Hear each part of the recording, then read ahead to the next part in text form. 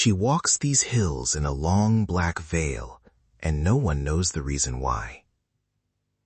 That image hits like a photograph with everything else rubbed out, and somehow that single picture carries the whole song. Right away you see it. A porch light, a graveyard, a secret. It's cinematic before a note is struck. Welcome back to Ranch Beat.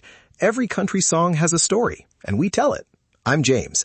Today we're tracing Long Black Veil, written by Dill and Marijohn Wilkin in 1959, and how that spare little narrative spread from country radio into folk clubs and beyond. And I'm Sam. I'll pull the history and the musical bits as we go. Quick facts. Writers, Dill and Marijohn Wilkin. Year of first circulation, 1959. Origin, American country. Vibe, murder ballad, told like a confession. Before this was a hit, it was just an idea. Wait, where did that idea come from? A newspaper story, an old Appalachian tune, or just a late-night line in Nashville? All of the above, possibly. The writers worked in the Nashville milieu, where songs were often drawn from old ballads and circulating news items. Whether Dill and Wilkin lifted a single true case or stitched together motifs, they delivered a narrator whose silence becomes the moral center. Most folks don't realize the narrator is on death row. He was convicted for a murder we never actually see, and he refuses to give an alibi because it would expose his lover. That refusal, loyalty over life, is the wrench the song uses to turn sympathy into tragedy. Listen to this line for a second.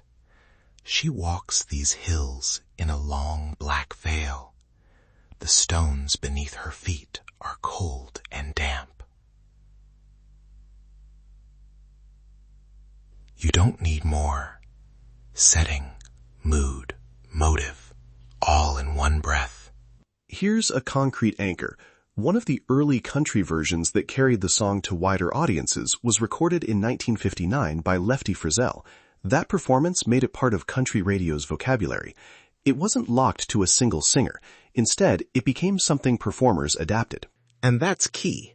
The song became a standard instead of an artist's exclusive trademark. Artists kept taking it and reshaping it.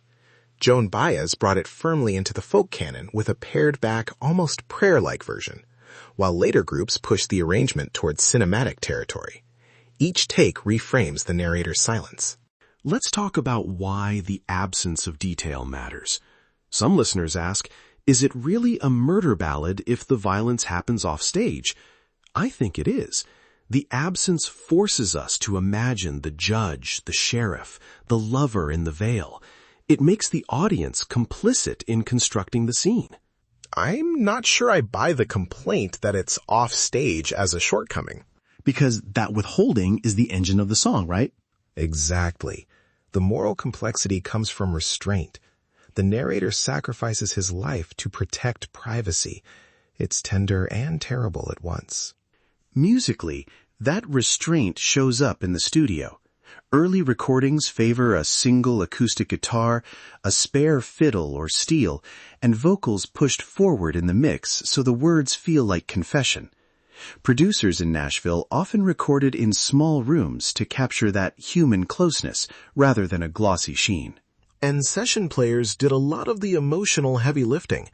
The fiddler's long bow, a pedal steel's mournful slide. Those textures aren't flashy, but they shape how you read the narrator. Often those players weren't credited on the jacket, but their choices matter. Here's a studio anecdote that gets passed around.